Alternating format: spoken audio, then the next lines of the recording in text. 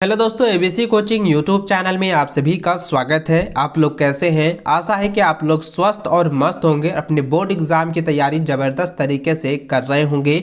आज की इस वीडियो में कक्षा 11वीं के हिंदी इलेक्टिव का most important VVI objective question देखने वाले हैं, जो कि आर्ट्स, साइंस, कॉमर्स तीनों संकाय के विद्यार्थियों के लिए काफ़ी इंपॉर्टेंट होने वाला है। तो सभी छात्र इस वीडियो में बताए गए हर एक क्वेश्चन को आप अपने कॉपी में नोट करते जाएं और बोर्ड एग्जाम की परीक्षा देने से पहले इन सभी क्वेश्चन को अच्छे से आप लोग रट लीजिएगा।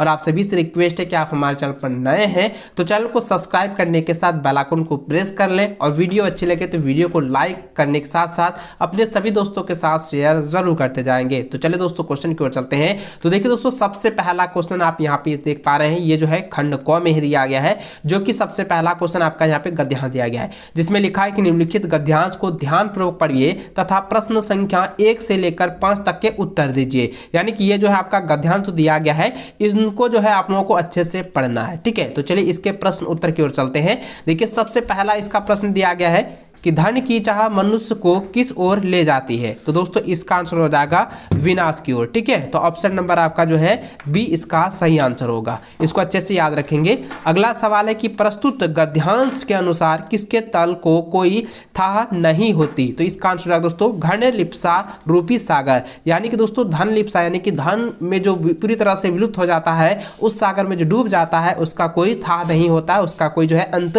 नहीं होता है। ऑप्शन नंबर आपका ए जो है सही आंसर होगा। इसको अच्छे से जो है आप लोग याद रखें, कॉपी में नोट करते जाएं। और अगला सवाल है कि कैसे व्यक्ति समाज में नीच से नीच काम सम्मान की चिंता किए बिना ही कर देते हैं। तो इसका आंसर जाएगा ऑप्शन नंबर सी, धन की उत्कट कामना से ग्रसित व्यक्ति। अगला सवाल है कि धन लोलुपों, ठीक है याद रखेंगे। चौथा नंबर जो क्वेश्चन है ना, ये काफ़ी पेचीदा है और उसको अच्छे से आप लोगों को समझना है। यहाँ पे ये दिया गया कि धन लोलुपों को समाज कैसी दृष्टि से देखता है।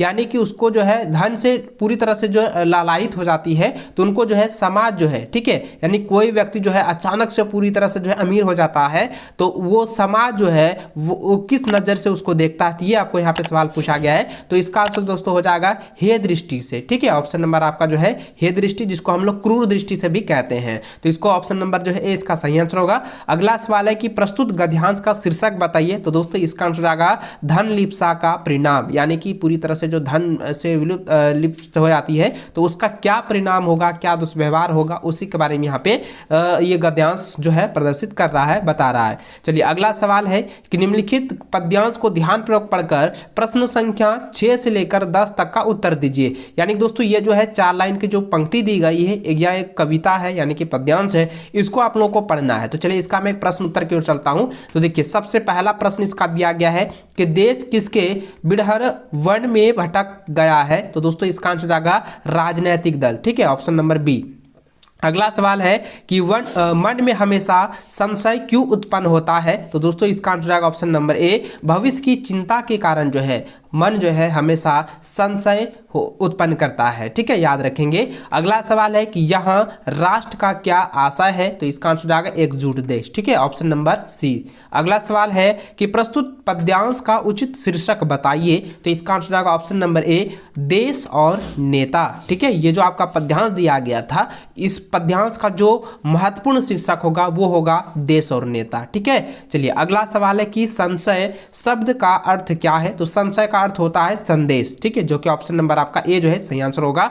अगला सवाल है कि निबंध का अंतिम भाग कहलाता है। तो इसका आंसर आएगा निष्कर्ष। ठीक है, अगला सवाल है कि निबंध लेखन में डैश यानी कि रिक्त स्थान विचारों की अभिव्यक्ति ऐसी होती है, यानी कि मौलिक विचारों की अभिव्यक्ति होती है। ऑप्शन नंबर आपका ए जो है सही आंसर होगा। अगला सवाल है कि समाचार पत्र के संपादक के नाम लिखे गए पत्र में संबोधन हेतु किस शब्द का प्रयोग प्रचलित है। तो दोस्तों इसका आंसर आएगा महोदय, ऑप्शन नंबर ए। अगला सवाल है कि जनसंचार माध्यमों का प्रमुख कार्य होता है? तो इसका आंसर हो जाएगा सूचना देना और शिक्षित करना। ऑप्शन नंबर ए इसका सही आंसर होगा। अगला सवाल है कि रिपोर्ट में दी गई जानकारी का स्वरूप होना चाहिए। तो दोस्तों इसका आंसर हो जाएगा तथ्यात्मक होना चाहिए। तो ऑप्शन नंबर सी में दिया हुआ है। ठीक है, अगला सवाल है कि पीटीआई क्या है? ये क्वेश्चन जो है इस बार भी 100% जो है बोर्ड की परीक्षा में टच होंगे, पूछे जाएंगे। इसको याद रखेंगे, पीटीआई जो होता है वो होता है समाचार एजेंसी। ठीक है, ऑप्शन नंबर ए इसका सही आंसर होगा। अगला सवाल की ओर चले तो अगला सवाल जो है 17 नंबर दिया गया है कि पत्रकारिता के विकास में कौन सा मूल भाव सक्रिय रहता है? तो दोस्तों इसका आंसर जाएगा जिज्ञासा। ठीक है, याद रखेंगे। अगला सवाल है कि सिनेमा और रंगमंच की तरह रेडियो एक दृश्य माध्यम नहीं बल्कि है। तो दोस्तों उसका आंसर क्या हो जाएगा? एक दृश्य माध्यम नहीं बल्कि श्रव्य माध्यम है। ये नंबर ऑप्शन जो है सही आंसर होगा। अगला सवाल है साप्ताहिक पत्रिका सप्ताह में कितनी बार जो है प्रकाशित होती है? तो साप्ताहिक पत्रिका जो है होती है वो साप्ताहिक मतलब हो गया सप्ताह में एक बार आने वाला, तो यानी कि एक ही बार जो है उसका प्रकाशित होता है। तो ऑप्शन नंबर ए इसका सी जो है सही आंसर होगा। अगला सवाल है कि स्टिंग ऑपरेशन किस पत्रकारिता का एक रूप है? तो दोस्तों इसका आंसर जाएगा खोज परख पत्रकारिता। ठीक है, ऑप्शन नंबर ए जो है सही आंसर होगा। अगला सवाल देखें, यहाँ पे दिया गया है निर्देश में पूछा गया है कि यहाँ पे दिया है निम्नलिखित काव्यांश को पढ़कर प्रश्न संख्या 21 से 23 तक उत्तर दीजिए। तो यहाँ पे देखिए दोस्तों, देख सकते हैं कि ये जो है कुछ जो है पद्यांश की जो है पंक्तियां हैं, इनको आप लोगों को अच्छे से पढ़ लेना है। देखिए लिखा है कि सहरे बनियो साहा वह भी झूठ क्यों बन जाता नहीं महाजन, रोक दिए है किसने उसकी जीवन उन्नति के सब साधन, यह क्या संभव नहीं व्यवस्था में जग की कुछ हो परिवर्तन। तो ये जो 6 लाइन की जो पंक्ति है इनको पढ़ते हुए जो है इसके प्रश्नों उत्तरों को जो है आपको अच्छे से समझना है और इसका आंसर आपको देना है। तो देखिए यहाँ पे सबसे पहला प्रश्न दिया गया है कि प्रस्तुत पंक्ति, ठीक है, यानी कि प्रस्तुत पंक्तियां किस पाठ से ली गई है? तो दोस्तों आपको पता होगा कि संध्या के बाद जो कविता है उससे जो है यह पंक्ति उठाई गई है। तो इसलिए ऑप्शन नंबर जो है इसका सी जो है सही आंसर होगा। ठीक है, इसको अच्छे से याद रखेंगे। अगला सवाल है कि प्रस्तुत कविता में कैसी व्यवस्था की स्थापना पर बल दिया गया? तो दोस्तों इसका आंसर जाएगा ऑप्शन नंबर ए समयावादी। अगला क्वेश्चन है कि शहरी बनियों के सम्मान किनके महाजन बन जाने के कल्पना की गई है? यानी दोस्तों यहाँ पे ये कहा गया है कि शहरी बनियों, ठीक है समझिएगा, कि शहरी बनियों के समान किनके महाजन बन जाने की कल्पना की गई है। तो दोस्तों आपको पता होगा कि अगर अधिकतर क्या होता है कि गांव के जो दुकान वाले होते हैं, दुकानदार होते हैं, वो धीरे धीरे जो है शहरी क्षेत्रों के रूप में जो है लेने लगता है। तो इसलिए दोस्तों यहाँ पे जो है कल्पना जो किससे की गई है? तो गाँव के दुकानदार की जो है कल्पना यहाँ पे की गई है। ठीक है, ऑप्शन नंबर 20 का सही आंसर होगा। अगला सवाल है कि नींद उचट जाति किसकी रचना है? तो देखिए नींद उचट जाती है, तो इसका आंसर जाएगा नरेंद्र शर्मा की। ठीक है, ऑप्शन नंबर बी। अगला सवाल है कि कवि नरेंद्र शर्मा के भीतर के दुख सपनों के भयावह किसे माना गया, यानी किसे माना है? तो दोस्तों इसका आंसर जाएगा बाहर के अंधकार को। ठीक है, यानी कि बाहर के अंधकार का जो है भयावह कहा गया है, माना गया है। अगला सवाल है कि रिश्ते हैं लेकिन खुलते नहीं, कवि के सामने ऐसी कौन सी जो है व्यवस्था है जिससे आपसी रिश्ते भी नहीं खुलते हैं? तो दोस्तों इसका आंसर आएगा गरीबी। ये हर एक व्यक्तियों के पास जो है ये व्यवस्था है, क्योंकि गरीबियों के कारण जो है वो रिश्ते हैं लेकिन रिश्ते जो है खुल नहीं रहे हैं, वो खुल नहीं पाते हैं। उसका मुख्य कारण है कि गरीबी। ठीक है, ये बहुत ज़्यादा इंपॉर्टेंट सवाल है और ये आप लोगों का जो है दैनिक स्थिति से जो है रिलेटेड यहाँ पे दिया गया है। चलिए अगला सवाल है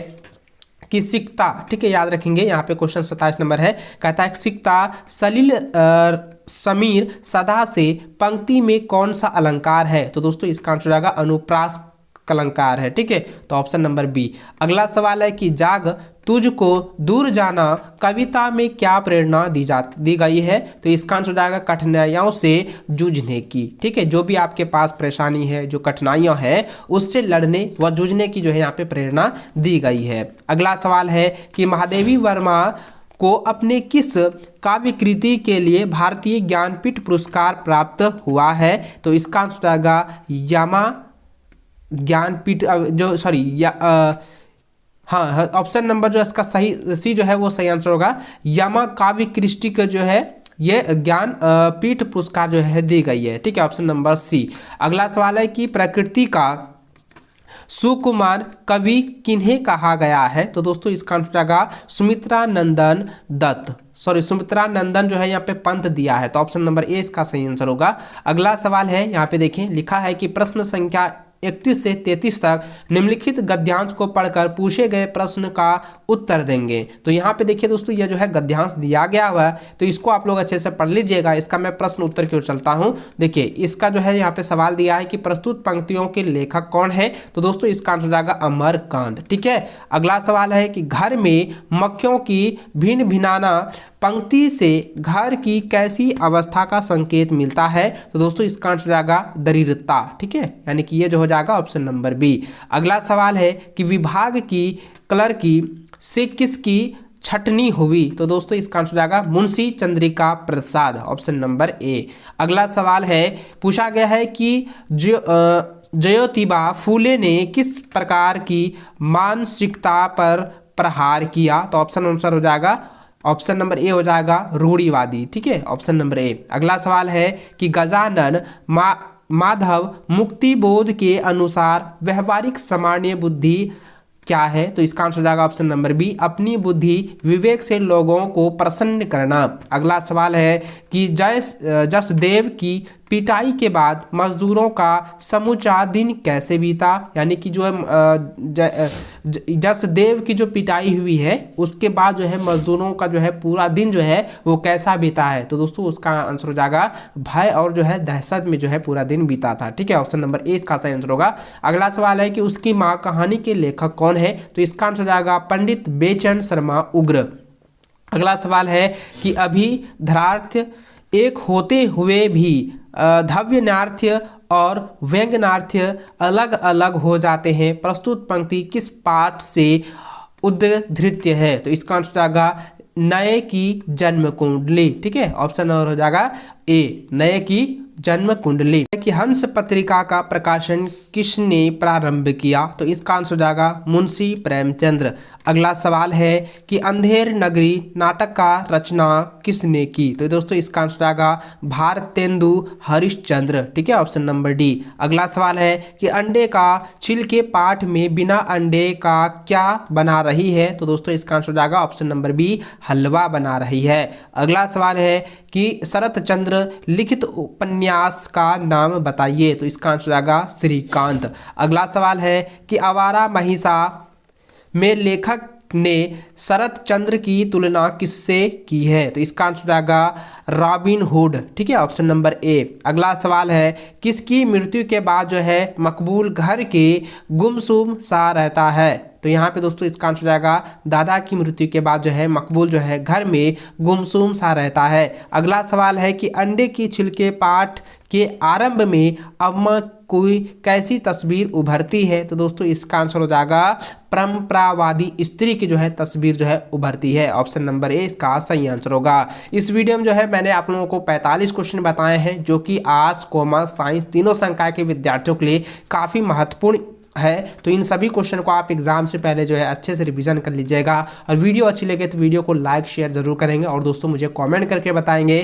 कि आपको कौन सी सब्जेक्ट की जो है और वीडियो चाहिए और नीचे कमेंट करके जो है अपनी राय जरूर देंगे। ठीक है, चलिए दोस्तों मिलते हैं नेक्स्ट वीडियो में, तब तक जय हिंद, वंदे मातरम।